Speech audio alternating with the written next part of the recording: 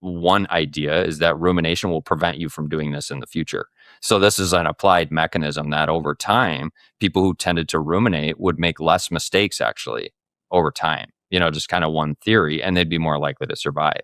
So you accidentally cut off your finger with a rock back in the day, and you smash it or whatever. That's just kind of basic learning. Don't do that again. And if you're constantly worrying, don't smash my finger, remember that time I smashed my finger, you're a lot less likely to smash your finger. And it's the same with breakups or anything else. So that's one theory.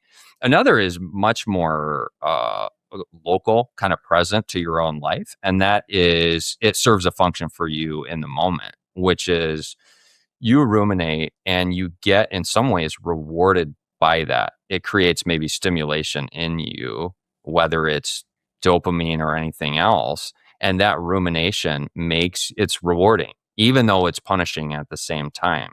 Again, this idea that sometimes punishing things can feel good, like that class clown in 5th grade that gets yelled at by the teacher, but all the other students laugh.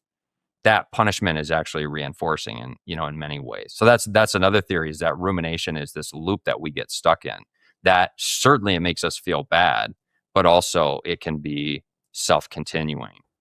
And so different people have different approaches to understanding it. For me, that's what I like to look at when I'm advising people, is what function is this serving for you? And most people say, what are you talking about?